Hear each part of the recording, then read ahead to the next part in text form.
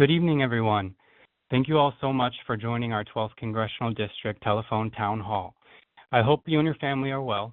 We want to make sure that we take your questions throughout this call and that we hear directly from you about the issues that matter most to you.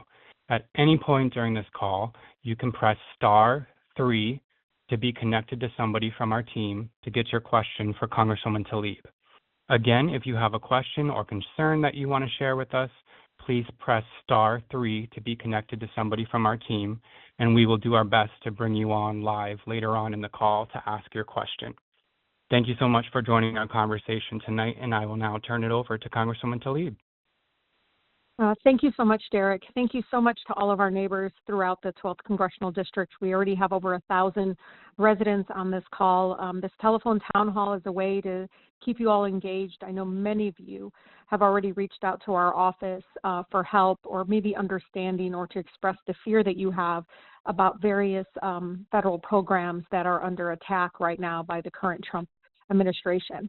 I want you to know that we are always going to have our doors open in helping you get through this really difficult time in our country. We know the Trump administration's actions have been unlawful and unconstitutional. It's probably why he's lost 96% of the court cases that have gone to litigation. And we all continue to work with many of the legal nonprofit experts, national experts, in making sure that residents, community organizations, many again, who have seen cuts to funding, again, for critical programs that are important to our families. I do want you to know, though, the Neighborhood Service Center that we created, it's the only of its one of its kind throughout the country. And it's important that you know that we're still able to get people through everyday challenges and issues. If it's IRS issues, Social Security issues, today we heard from a number of people that are having difficulty with the state Michigan Department of Health and Human Services. Know that our team is always ready to advocate on your behalf. It is critical in providing access to those services that help you be able not to just survive in this really hard time, but to be able to thrive. So make sure you know that our Neighborhood Service Center is ready to assist and help.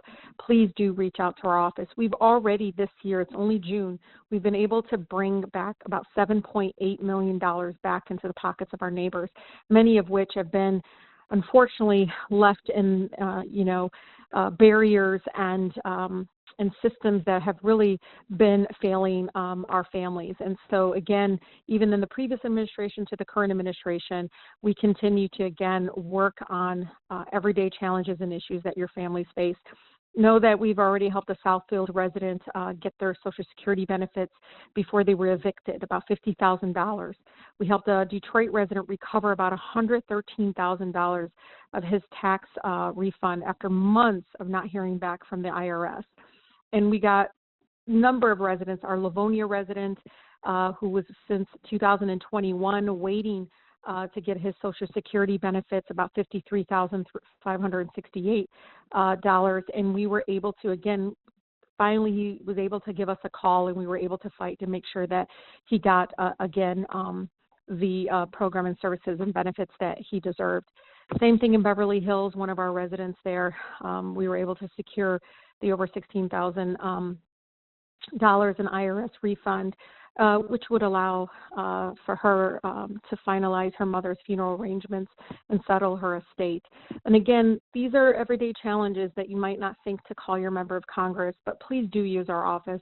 The power of our letterhead, the power of the fact that our office has access to various liaisons and people within the administration to try to get the benefits that, again, you all have earned and deserve. So please, if you live in Western Wayne, if you live in Detroit, if you live in Oakland County communities of Southfield, Lathrop Village, Beverly Hills, Franklin, and Bingham Farms, again, all of you have access to the Neighborhood Service Center benefits. I wanted to let you know we have fought really incredibly hard for a number of fronts in regards to some of the cuts you've seen. You have heard stories about Detroit Job Corps, which is a program that helps over 200 of our youth get access to not only housing, but job opportunities and training, and to be able to have access to be able to thrive in regards to what the challenges that they might face. And so we know that the courts have blocked President Trump's decision to shut down Detroit Job Corps as well as the Job Corps program in Flint and Grand Rapids. Today, I want you to know we know we're closer to a final decision by the court to make it, again, a permanent decision to allow, again, those programs to resume and be able to provide these programs. Statewide, it's over 700 young people count on this program called Job Corps. So we led a Job Corps letter asking again that they not shut down, but we know that litigation is resistance and it's worked. And now today we're proud that Tiffany, one of our residents, is now a plaintiff in a national lawsuit against the president's decision to try to permanently cut or shut down Job Corps. That's something that, again, we are working on together in partnership. The other really important thing, as you all know, I founded the Congressional Mamas Caucus because we know Congress makes a lot of decisions about mothers, but not with mothers. And so we're really proud that we've led efforts for letters to resume funding for Head Start programs. You know, Head Start has been critical for our families. It's been anchors for our families. On its 60th birthday for Head Start, I visited a number of centers and was able to find out that many of them had not heard back from the Trump administration about funding. And we were able to successfully get 3 of our main Head Start programs that impact Western Wayne communities as well as our Detroit neighborhoods. And we're able to resume 3 of those, at least get an extension for 3 of those Head Start programs, many of which, again, were going to shut down this summer if they had not heard back from the administration. I did tell you all that Trump has been hit with over 296 lawsuits and that he's lost 96% of those in federal court. And just in this past month, it's reached 96% loss rate for the president because much of the decisions being made, so you all know, are not decisions that you're hearing right now with the proposal with the cuts to Medicaid and so forth, but they're cutting programs and services that are already been appropriated by Congress, meaning they're going back and trying to change whatever has become law. This budget's it became law, was signed into law. All the funding was appropriated, and he's coming and trying to circumvent, again, the congressional process of passing, again, funding for various programs. So these lawsuits relate, again, to a number of Trump decisions that, again, have been found unlawful in many different circumstances, but they blocked his attempt, again, to cutting these vital services and programs, including, some of the efforts to cut federal workforce in the VA and some of the other very, very critical programs for our families. So again, please know litigation is slowing them down. It is creating transparency. We're able to find out a lot of information through these lawsuits, and it's important that, again, we support those efforts, and that's why I've signed over 14 amicus briefs. These are ways of supporting the litigation as well as helping find plaintiffs, maybe organizations or people that have been impacted by some of these unlawful, again, decisions. But I always say this, we must fight them not only in Congress, but in the courts as well in the streets. So again, please know that we're fighting on that. And I'm part of the litigation task force for the U.S. House side for the Democrats and continue to stay in tune with any developments, again, regarding litigation. So I do want you all to be aware, as you probably have heard on the news, or maybe you've heard from advocacy organizations that have been worried about the overwhelming cut to Medicaid. This is not in the thousands or millions, but they want to cut $880 billion. They not only voted once, twice, but multiple times, more than twice now, to cut $880 billion, nearly $1 trillion to Medicaid. Medicaid, as you know, overwhelmingly is one of those life resources for our families. It's one of the primary ways we pay for long-term care. It funds 45% of births in our district alone, or I think or across the country it's 40%, but this is postpartum, postnatal, prenatal care that is very, very important. We also know that many of our parents and families that have special needs children rely on Medicaid for the wraparound services that not only help their children survive, but also to be able to thrive. And so, again, many of our families have been engaged, alert about what is happening, and sharing their human stories and impact. And I want to thank them so much for that.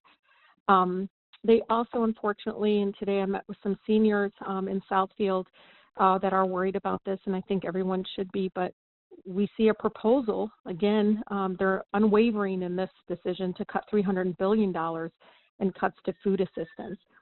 This is SNAP benefits, but it will impact how many of our food banks, some of our agencies that help with food assistance are impacted. And again, this is going to be detrimental for many of our families. I want you to know they did increase, and this is important so you guys can see it's not about the lack of money. This is a policy choice that the Trump administration is making. They did increase a budget. It wasn't health and human services. It wasn't education. It wasn't veteran services. It was for the Pentagon war machine. The Pentagon budget, the defense budget, hasn't passed 7 audits in a row. I'm going to repeat that, 7 audits in a row. When you talk about waste and efficiency, that budget, which is been increased by $150 billion, it's reaching already $1 trillion. That last audit shows that over 40 or 50% of the assets in the Pentagon is unaccounted for. Much of the private defense industry benefit from that, wasteful budget. And again, many of my residents wonder, like, where is the money going? And many ask the question, why, again, would we allow a Pentagon budget, a defense budget that, I call it the war machine budget, that helps private industry. Doesn't help our veterans. That's not where they get their housing. That's not where they get the mental health services, y'all. This is, again, overwhelmingly private industry that benefit from funding bombs and wars and so forth versus funding services and programs and vital, again, programs that we need here at home. But they did increase that one by $150 billion.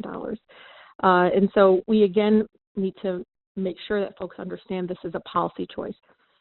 In there, too, this is the last point about this unbelievable budget proposal, it's inhumane, is that they know nearly 14 million Americans will lose their health care, thousands of people who rely on this.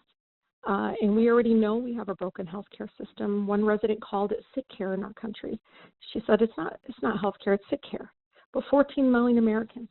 But when you take a deeper dive in this budget proposal, know that there's a $5 trillion handout to billionaires. If you look in there, it shows over $200,000 tax giveaway to people in the 0.1% income level. So these are the richest of the rich. I mean, these are the ultra rich folks that are going to benefit from it. So again, we need to protect Medicaid. It's only even a Band-Aid. We know Medicaid is not even, a perfect system.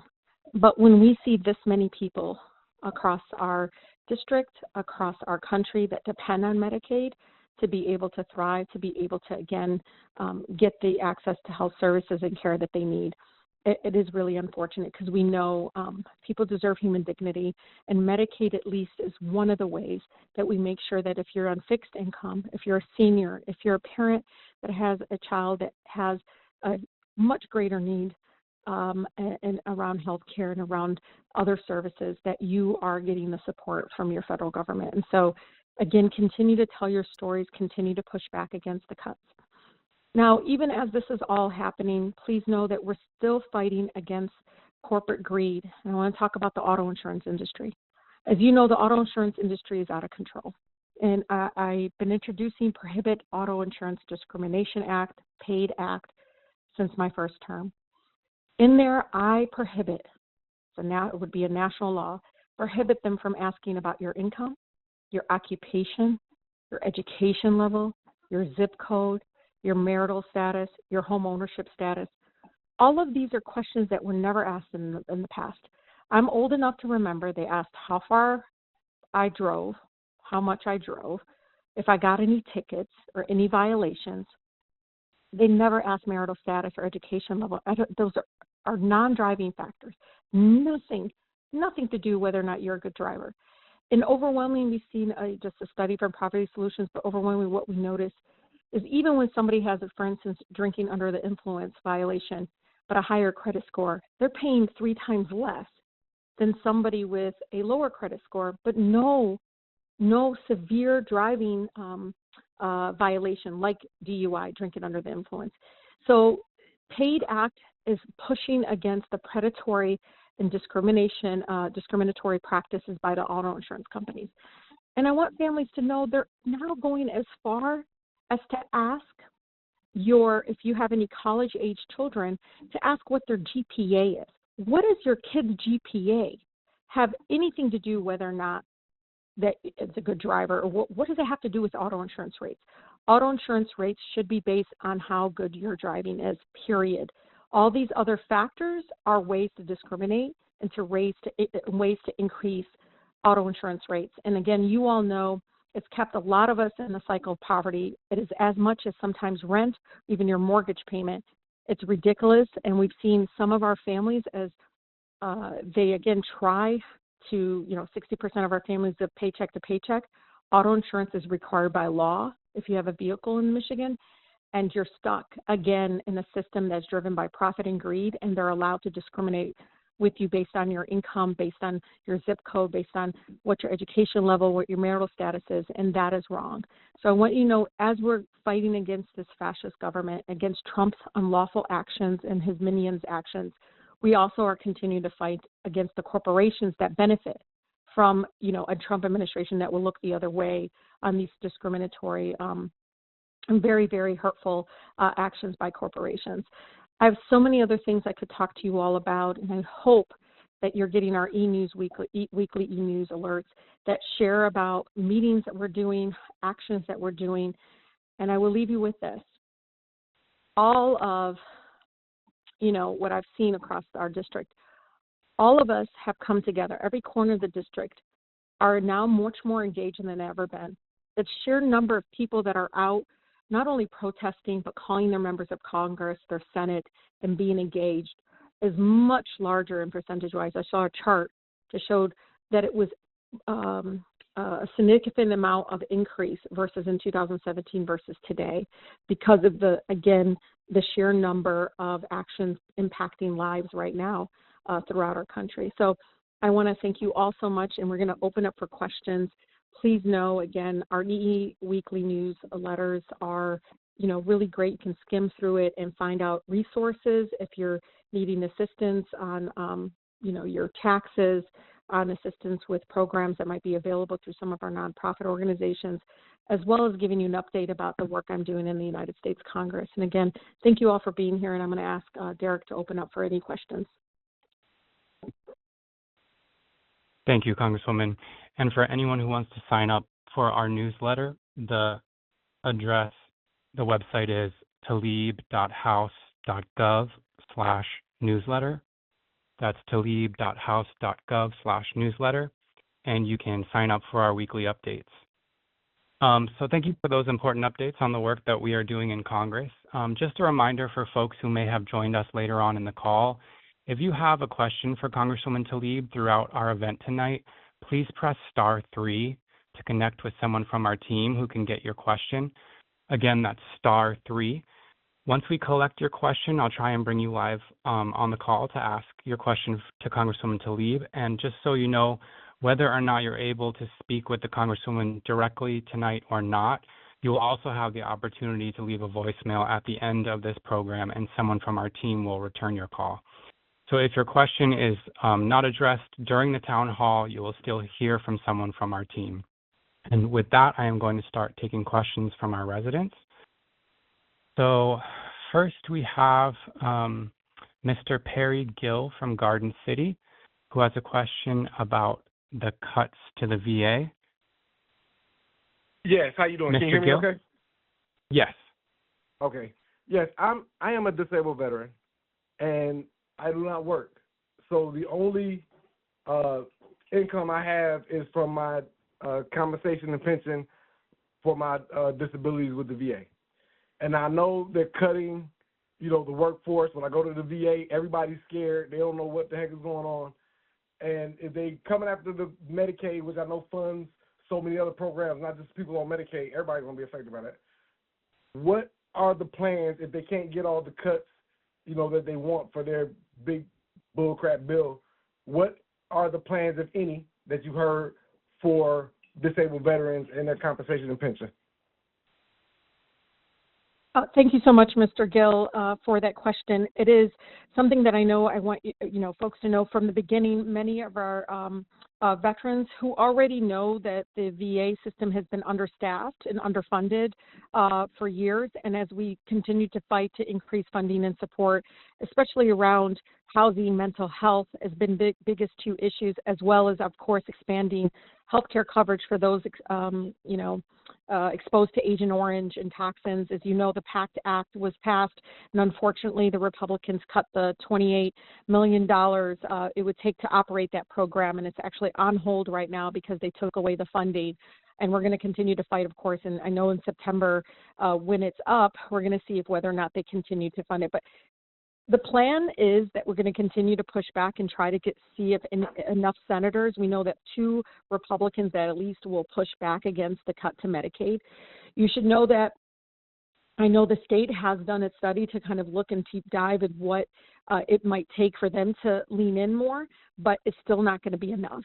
It is such a deep cut in the billions that there's no way for the state to cover the loss of federal support for Medicare, for Medicaid, and for that health care coverage. Because when they cut that, they also cut different other programs. It's not just around Medicaid, but it's also services around the VA that is separate from Medicaid.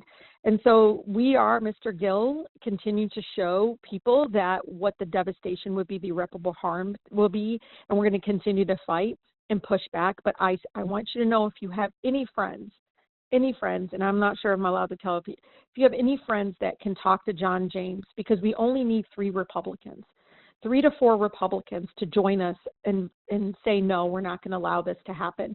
And, he's a veteran. He should understand.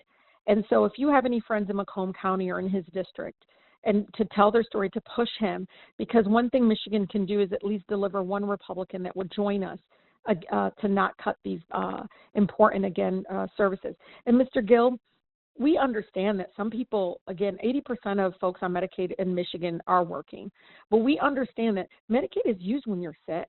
It's a drawdown, it's reimbursable.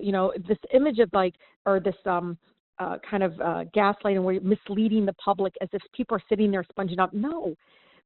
People that use Medicaid is those folks that are in fixed income or low income, and they literally are underinsured or uninsured, and they get sick and they go to the doctor. It's not people like, oh, let me go run and get Medicaid coverage. That's not how it works, and we all know that. It's reimbursed. You have to use it and get reimbursed.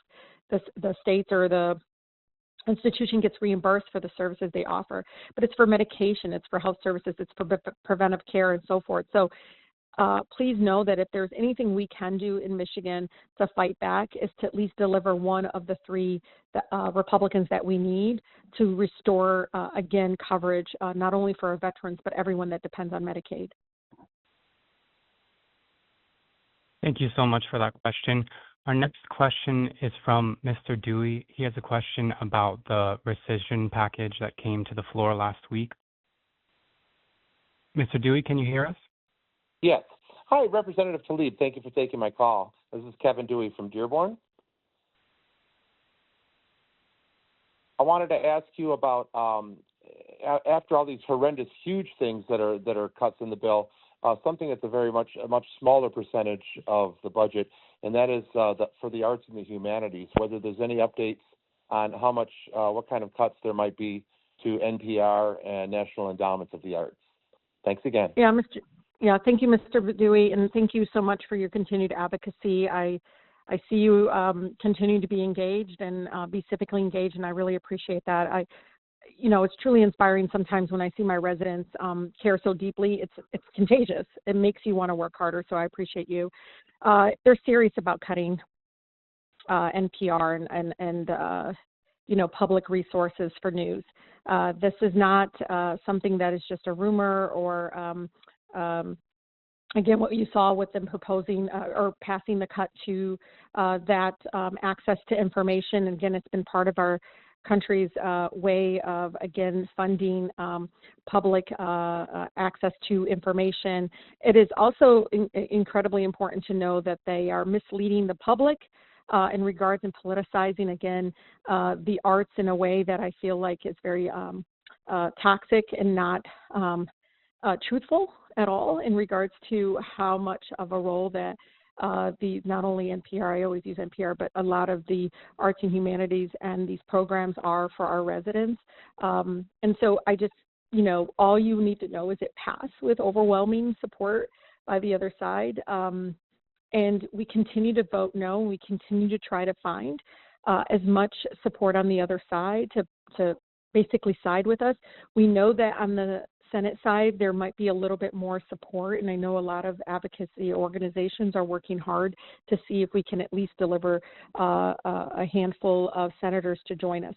And I want people to know it's not just Medicaid and, of course, arts and humanities funding that is impacted, but on the Senate side, what we hear is they already took out language, for instance, that prevented any from the Trump administration from having not to follow a contempt order or court decisions. Again, they put that language in the House side. That's been removed out of the Senate. So at least there is some sort of, actions to take out things that we know are incredibly dangerous. But when it comes to, Mr. Dewitt, when it comes to this, there has been so much misinformation out there and very much gaslighting out there in regards to it.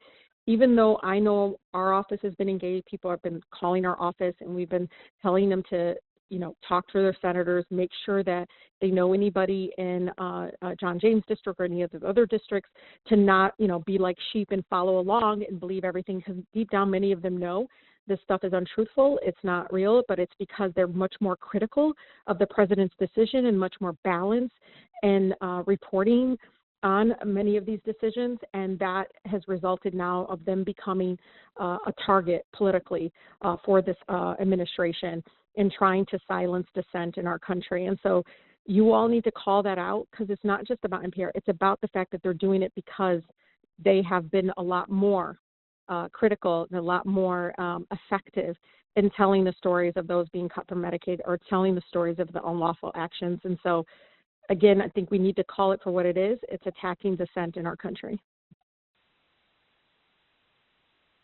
Thank you so much for that question.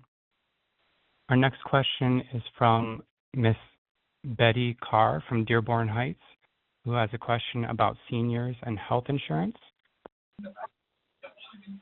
Ms. Carr? Yes. Thank you for taking my call. You're now live.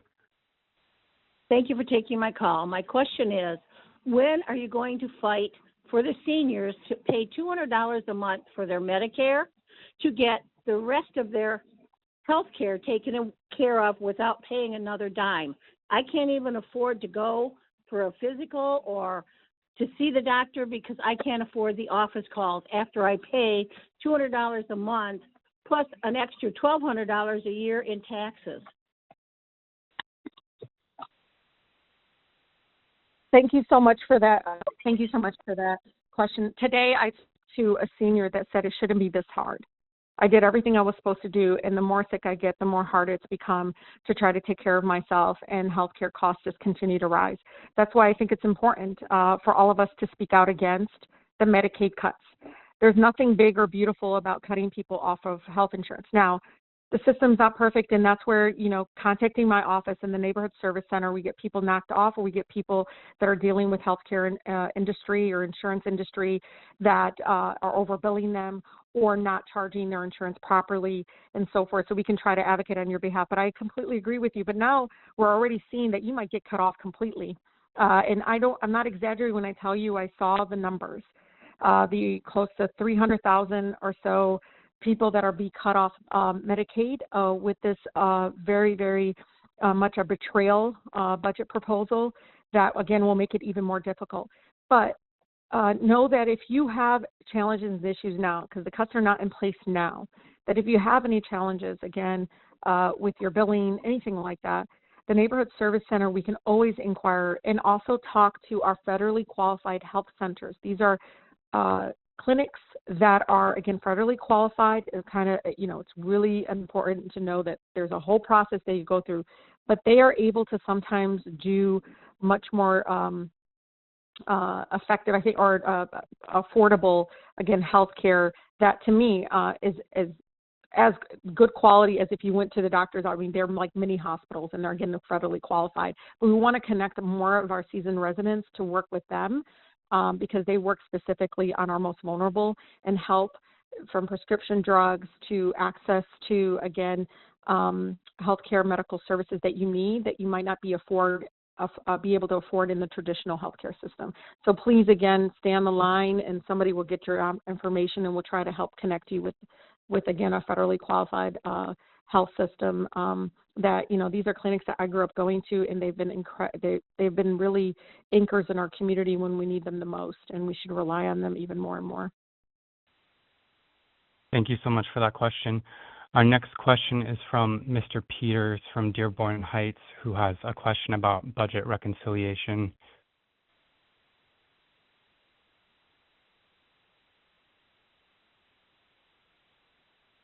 Mr. Peters?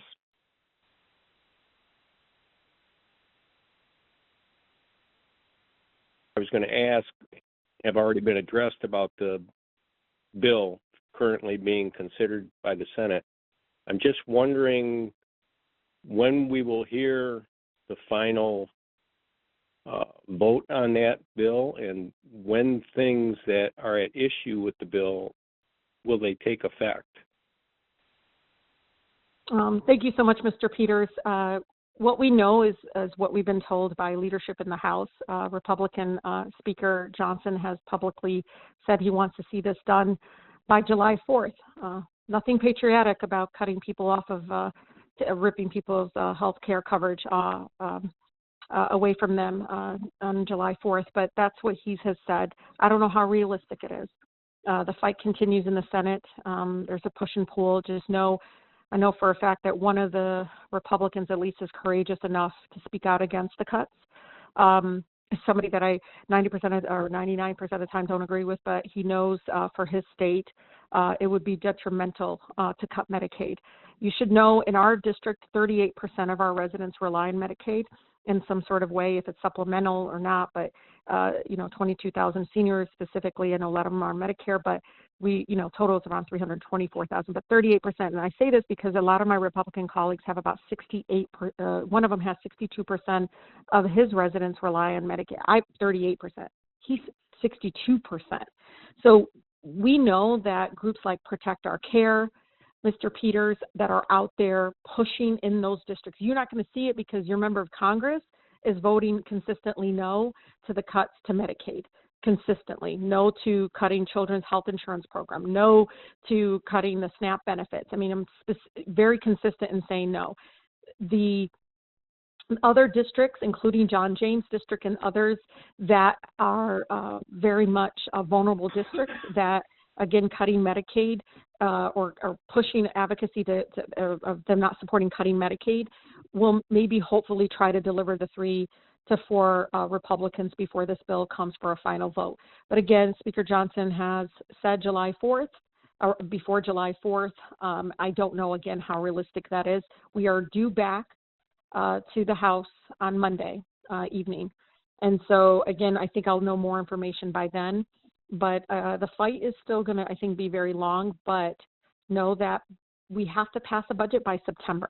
So right now they passed that temporary budget that cut some of the health care coverage for our veterans. You saw them cut some of the housing funds. All those things are temporary cuts that were part of the temporary budget. I mean, that is until September. So know the deadline, the final deadline is by September, but the internal deadline that the Republican speaker has given himself is July 4th. But again, I don't know how realistic that is. Thank you so much for that question. Our next question is from Ms. Linda Taylor, who has a question about auto insurance. Ms. Taylor, can you hear us?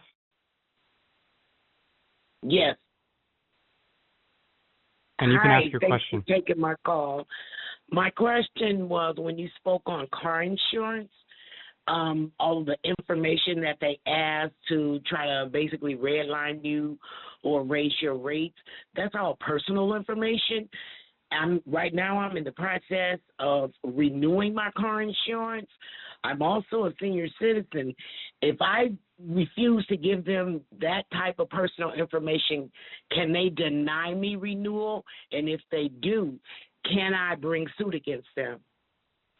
Yeah, I don't know what can happen. These are all private insurance, auto insurance companies. I don't know what happens. I've never actually tried it. I did push back them asking for my son's GPA. That's something that, again, I've heard other people tell me that it's ridiculous that they're asking for information that has nothing to do with whether or not I'm a good driver. But Ms. Taylor, every single agent that you speak to is not the one who puts the policies in place. Remember that. You know, I like all my auto insurance agents. These are agents that work for the larger companies, Farm Bureau or AAA or whatever they are, Citizens, whatever they are. But these are non-driving factors that they're adding, again, layering on the auto insurance rates. And I believe it's discriminatory, and I believe it should be illegal and be prohibited. Unfortunately, that is not in place now. Now, many of them, again, may require this. Maybe you can try to say, I refuse to answer that question. I don't know what will happen, whether or not they say, well, this is required and we can't process your auto insurance rate without this information. But again, you can try. I can tell you that, one of the bills I introduced, Justice for All Civil Rights Act, would at least to me restore the Civil Rights Act to allow not only intentional discrimination, but back in the day, we were able to, when we got Civil Rights Act passed, we were allowed to show that the impact of a policy or, again, using these factors, for instance, are discriminatory in nature. And so that's not in place now. But I know if we had that in place, that people would be bringing lawsuits against auto insurance companies for using non-driving factors to discriminate against them based on their income, based on their marital status, based on their education level. All of that, again, Ms. Taylor, you're at a seasoned resident. You remember those days. Those questions were never asked. And the older you got, the lower your insurance went. Now that's not the case.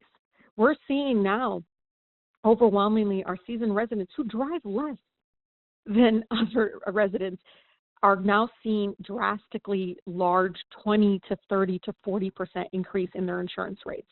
I've even seen people become widows. They change their marital status to married to widow and seeing hundreds and hundreds of dollar increase to their auto insurance rates. So Ms. Taylor, try it. Call me. I would love to know how it went. But we need to get more support in Congress for the Prohibiting Auto Insurance Discrimination Act. And this is not a Detroit issue like many think. I hear that a lot. Know that 90% of zip codes in the state of Michigan right now are unaffordable auto insurance rates.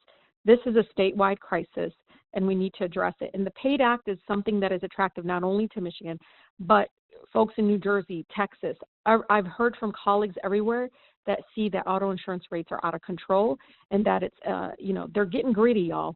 They will not, again, they will not stop adding these, again, factors that to me just increase even $20, $30, $40, $50 every single time. Again, keeps us in the cycle of poverty and makes it unaffordable. And it's required by law for us to have auto insurance. So we're stuck. And so we need to, again, put some of these laws in place to prohibit them from, being so profit-driven and allow this kind of discriminatory and predatory practices. Thank you for that question. Our next question is from Ms. Regina Favors from Southfield, who has a question about the provision in the bill that makes it difficult for judges to hold the president accountable. Ms. Favors, can you hear us? Yes, I can. Thank you. Thank you for taking the call. Rashida, I read today that there's a one-sentence provision that's hidden in this one big, beautiful, whatever it is, that would make it nearly impossible for judges to enforce rulings against the felon, against his illegal actions, and would be even more extreme, an even more extreme attack on judges who do rule against him. Is there anything that we can do to urge our senators to, just even for that reason, to fight the bill? Yeah, so you should know, what I've read is, and I'll confirm it, but I believe they took it out of the Senate. So for everyone listening, you should know that the Republicans stuck a very dangerous provision in the budget bill to protect the Trump administration from being held in contempt, or to help enforce injunctions and some of the restraining orders that we've successfully gotten from some of his illegal actions. And so we know it's not guaranteed, but we know that there's been enough actually incredible bipartisan support across the country in taking out that provision. Again, we know it's a blatant attempt by the Republicans to dismantle our separation of powers and undermine the courts and avoid judicial oversight, right? And so I want you to all know, if there's anything we can do, is to make sure the Senate took it out. I know the Senate Judiciary Committee has put some sort of their own version of it. But again, we're going to keep a close eye on it, but I know that they're paying much more attention to it. As you know, as soon as that bill passed, I mean, I knew it was in there because I was one of only 22 House members to sign a letter exposing that provision before it even went to the floor for a vote.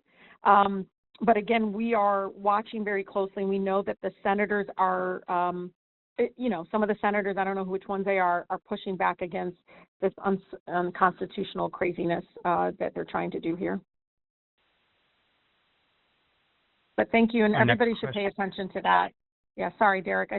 We're already in a constitutional crisis, and this, again, would enable, some of the unlawful activities and for them to circumvent the court process that we all deserve to, again, have access to, especially because some of these provisions are, can cause irreparable harm. Thank you, Congresswoman. Our next question is from Ms. Gwen Watson. Ms. Hi. Watson, can you hear us? Hi. Yes, I can. Thank you for taking my call. Rashida, first of all, I want to say thank you so much for your accessibility and for doing what you do. Thank you so much. One of the things that's concerning me and my constituents is the fact that there's so much fear out here. People are afraid for everything, their taxes, their Social Security, their health care, just everything. What we need is a little stroking, I guess. People are so afraid. We need to know that people are working behind the scenes in every way to try to do something to stop this man and this crazy administration. Every day there's something different. I just want to hear something. We don't see some of the Democrats that we used to see all the time. We never see them now. And we want to know if they're working behind the scenes to try to do something so people can stop being so afraid. It's just too many things to pinpoint. We just need a little stroking out here. There's a lot of fear. Thank you for taking. No, thank you. Ms. Watson, we have got a record number of people that call expressing that fear in tears because they're afraid. This is really about their livelihood. Many of them know this is the lifeline. The food assistance program is just such a little amount of money for our families, but it's, again, a lifeline, and many of them know it would make their lives even much more difficult.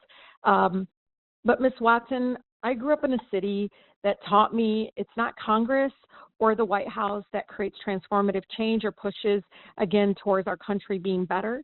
It is always from the streets in. What I mean by that is we can out-organize, again, a lot of this unlawful actions and pushback from the outside in. And Ms. Watson, this is the most people protesting, activated than they've ever seen, even more than even 2017. You don't see it on mainstream media, unfortunately. You're not seeing the sheer number, and I know there's been reports, and people say, well, what does that do? It does create the agitation that not on our watch will we allow this to happen. And so, Ms. Watson, know that Fear cannot paralyze us. I hope it inspires us and drives us to speak truth and to continue to push back and say, not on our watch. What I get inspired is when my veterans say to me, who put their lives on the line, say to me, we can't allow fear to paralyze us, Rashida. We got to continue to fight. And many of them may not agree with me politically, but one thing they will always do is put our country first. They will always put our country first, and they know a fascist regime when they see one. And so, Ms. Watson, more people are out in the streets. More people are speaking up. And transformative change, I don't care if it's the Civil Rights Act or being able to organize unions in our country, did not come from these institutions that are set up to help billionaires and those that benefit from our broken healthcare system, benefit from our broken immigration system, benefit from our brokenness in our country. All these systems are set up for people to make more money off of our sickness, off of our struggle, and they want us to continue to be in this survival mode, right? Because they don't want to distract us from the fact they want to set up a system that makes them more money and continues to keep them ultra rich. They don't want us to say tax the rich. They don't want us to start understanding that many of them on the backs of us, on the backs of, they're taking our tax dollars, right? All the money that they're taking out of Medicaid, they're putting it towards making sure Facebook and Netflix and all these people don't pay taxes. I mean, I can't believe the sheer number of federal corporations that don't pay federal income tax. It's to me a moment where we take that fear, and I know it can be paralyzing, but we can't let it paralyze. Take that fear and have that inspire you to act.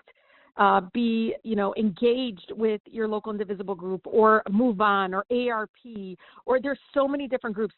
There's a group for my veterans that called Common Defense. Whoo, they are on fire. Many of them who voted for this president are speaking up now and saying, this is not what I voted for. And they might be part of that party, but one thing they know is they're always going to put the country first, and they can see when somebody's acting unlawfully and against our Constitution and jeopardizing all of our safety, because when you take and rip away these kinds of programs, Ms. Watson, we are literally jeopardizing the lives of our neighbors. And so use this moment. Use your voice in this moment. I know you don't think it's working, but it is. They know it's moving towards, again, where millions of people are now on the streets, and they will not stop pushing back, and nor will they forget who, again, ripped health insurance away from our veterans, from our seniors, from our disabled families, people that, again, no fault of their own, got sick in our country, and now we're leaving them out there for these vultures within our healthcare system that doesn't care. They don't care. They just want to extract from our country, extract money from, these systems. Again, create a system that just allows them to extract and make more money. And so, Ms. Watson, I've never seen this. And the times that I've come, even in 2019 when I got first elected, this is a time that I've seen more people coming together and saying, no, you will not, on our watch, try to drag our country against, taking away our democracy and creating a fascist king-like regime in our country. And we see it right now, where we see our own neighbors, U.S. citizens, violation of due process, constitutional rights, and people are rising up and saying not on our watch. And I know you don't see it clearly because mainstream media is not covering it, because many of the people that are, benefiting again from the status quo are also behind how information is disseminated to us. So know that as I'm in the front seat in Congress, more and more, again, opposition and pushback is happening in a way that is very nonpartisan. It's about putting our country first and saying, we will not let our neighbors die because you decided your donors and you want to benefit yourself and your organization. The corruption is real. This whole Trump organization, I mean, they're out there selling cell phones and cryptocurrency and everything, all from the Oval Office. And I want people to know we have to, again, strengthen our democracy by making sure we can't allow, because this will not be the last billionaire that runs for president of the United States. We cannot allow someone to violate the United States Constitution. There's a clause in there that does not allow you to financially benefit and have financial interest that is a conflict to the welfare and the public's interest. And so we need to call this out. We need to push back and make sure not only Democrats but Republicans are rising up and, again, not choosing a man over its constituents, not choosing a man over the Constitution, not choosing a man over, again, the future of our country. And we got to continue. And these folks are acting like sheep, Ms. Watson, and they're just going along. And we gotta get this herd to start going in a different direction. And I know, you only know and learned from the city I grew up in that you only do it when you organize in the streets and you push back from the inside, from the outside inside these institutions that won't move until we make them move. Thank you, Ms. Watson. Our next caller is Mrs. Amatullah, who is concerned about war with Iran. Can you hear us?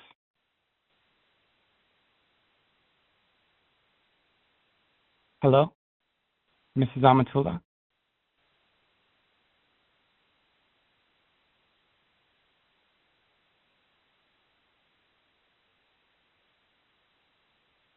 I think we might have lost her, but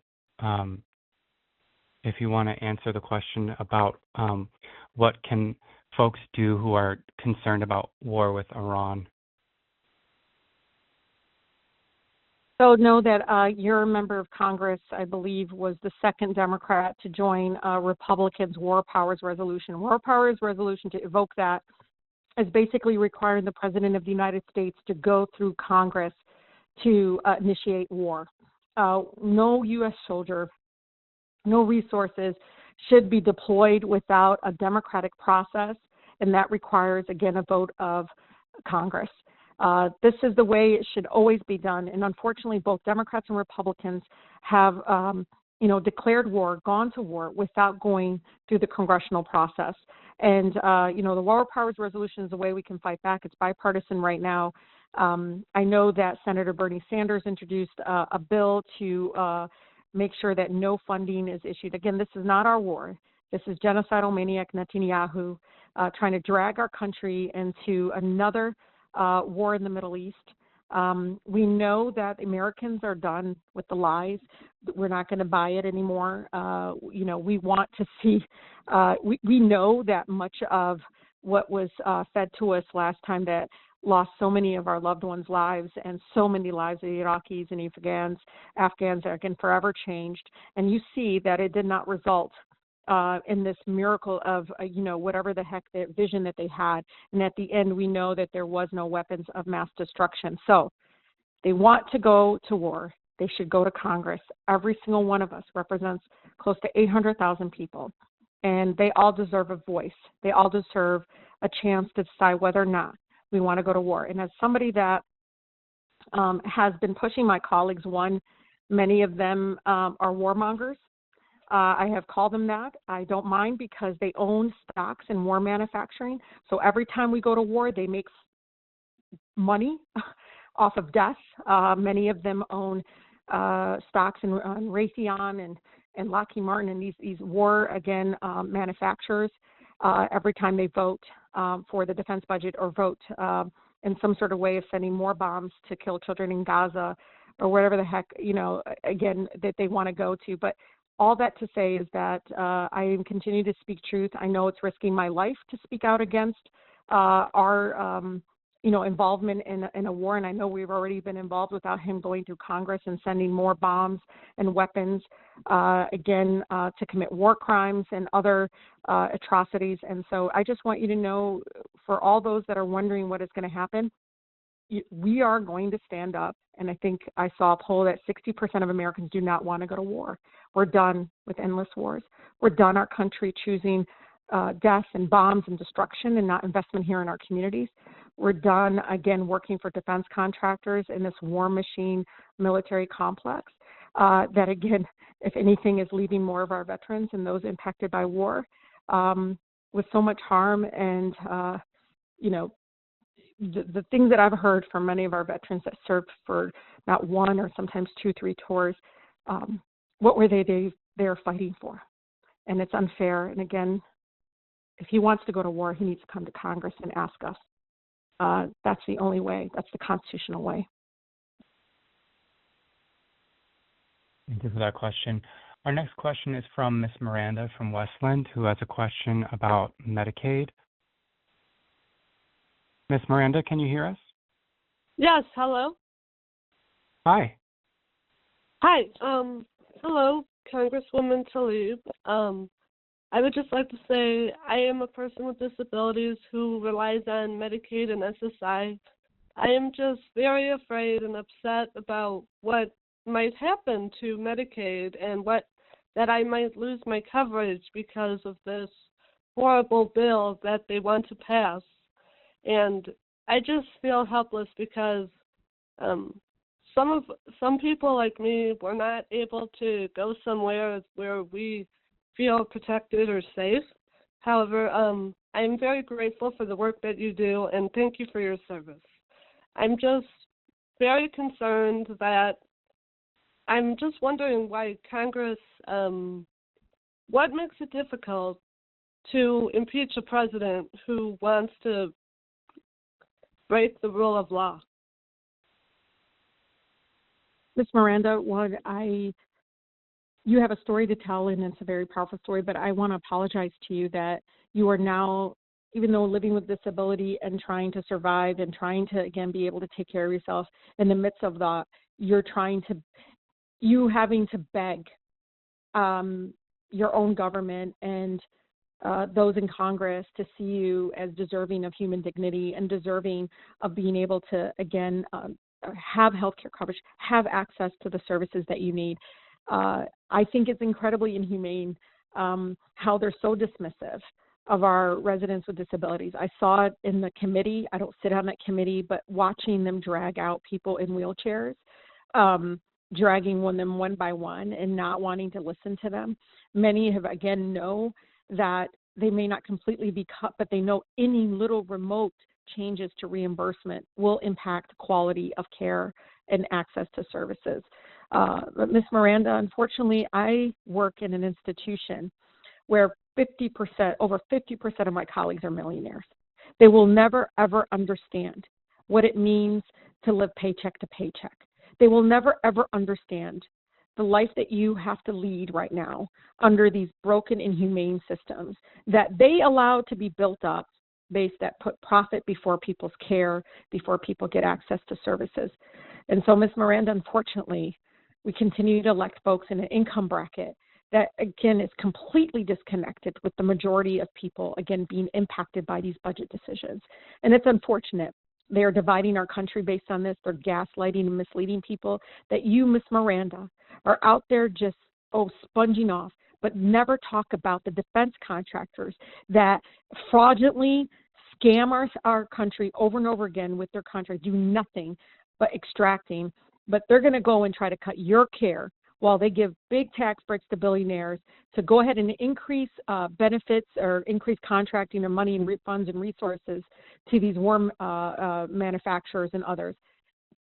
But Ms. Miranda, I wish I could, flick my finger and change it all. One thing I know is that we got to pay attention to who is getting elected, but also paying attention to every single vote and not forgetting, again, who is with them and who's not. And, that's why I tell a lot of my veterans who watch John James and others say, I'm a veteran, I served, and then go ahead and turn around and cut their fellow service members out of, services and veteran services and healthcare coverage and so forth. So keep speaking up. I always have your back. I can feel your pain over the phone. I hope you use this moment to tell your story. Use social media. Many of these media outlets don't want to hear us. We have to create, again, ways that we can increase our voices and speak up. But Ms. Miranda, I really appreciate you asking, and I, again, wish it wasn't this hard to make them do the right thing. A lot of them have priorities where they're putting their self-interest before the people that elected them, unfortunately. And it's been very hard to serve with many of them who say some of the most awful things in a way they don't even realize how immoral they sound. Thank you so much, Ms. Miranda. And I want to thank you all for joining us tonight. And I just want to take a moment to let everyone know who has asked us a question that's specific to casework or federal assistance. We have an amazing casework team, and they will follow up with you after this call. For the folks who still have questions that we were unable to get to on this call tonight, I just want to remind folks to please stay on the line as this telephone town hall concludes. You'll have the opportunity to leave us a voicemail, and we look forward to following up with you after this call to make sure that all your questions are answered. And you can always call our office directly at 313-463-6220. That's 313-463-6220. And now I will turn it back over to Congresswoman Tlaib to close us out. Thank you all so much. We've had over 10,000 people on this call. So every corner of the 12th Congressional District is engaged, and I thank you from the bottom of my heart. Please, again, use your fear. Use the anger that you might have, the sadness that you might have, and the direction our country is going, and use it for action. I got your back. My door is always open. Know that we've been able to do a lot when we know what is going on at organizations, at different programs and services, and we're going to continue to fight even with this fascist government in place. And so thank you all so much from the bottom of my heart. It is truly an honor to be able to represent you in Congress. As you know, I'm the eldest of 14. And I've been taking care of people all my life, and the mama bear in me is in full effect right now, and I'm not going to let President Trump hurt Miss Miranda or anybody in our community. I'm going to fight like hell to make sure it doesn't happen.